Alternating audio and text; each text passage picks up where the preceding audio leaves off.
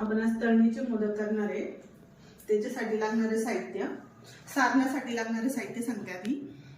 ओल्या नारळाचा किस, पिठी साखर घालणार आहे अर्धी वाटी, ड्रायफ्रूट हे सगळे, खसखस आणि तूप, मैदा आणि अर्धी वाटी रवा घेतलाय, बेकिंग पावडर घालणार आहे मी आज आणि थोडंसं मीठ आणि मोहन घालणार आहे तेलाचं त्याच्यामध्ये। पीठ मळून घेते, मैदा घालूया आधी, अर्धी वाटी घालते रवा, त्याच्यात घालते बेकिंग सोडा थोडासा अर्धा चमचा, मीठ घालणार आहे थोडंसं अर्धा चमचा, तेलाचं मोहन घालणार आहे 2-3 चमचे। गरम असल्यामुळे हात नाही लावणार मी। आता पाणी घालून मळूया। बेकिंग सोड्याने काय होतं, जास्त हलकं होतं पीठ, त्याच्यामुळं चांगलं नरम होतं, खुसखुशीत व्हायला मदत होते। 1 महिनाभर टिकतं हे।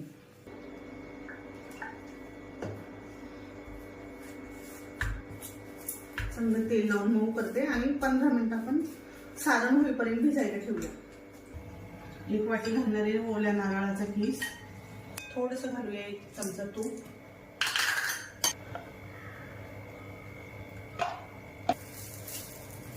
चांगलं हलकं झालं पाहिजे, थोडंसं भाजून घेऊया।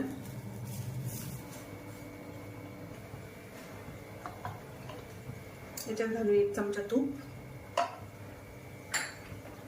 त्याच्यात घालणार आहे खसखस, खसखस भाजली का त्याच्यात घालणार आहे रवा। आता भाजायला रवा छान असा खमंग भाजून घ्यायचा आहे तुपावरती।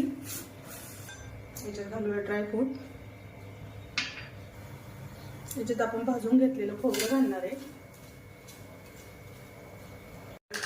याच्यात दुधाची साय घालणार आहे मी, आता 2-3 चमचे साय, याच्यात साय घालणार आहे।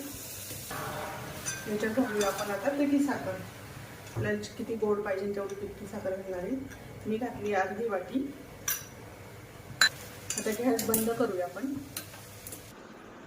आता मोठी पोळी लाटून घेऊ। अशी मोठी पोळी लाटून घ्यायची चांगली, अशा पुऱ्या पुऱ्या करून घेऊया आपण। साडीला कशी मिरी घालतो आपण, अशा पद्धतीची मिरी घालायची। सगळे मोदक आपण आता असेच बनवून घेऊया।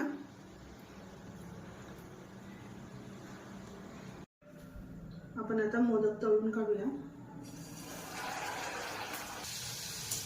मोदक आपल्या ते चांगले ब्राऊन कलरचे झालेले आहे, आपण आता काढून घेऊया।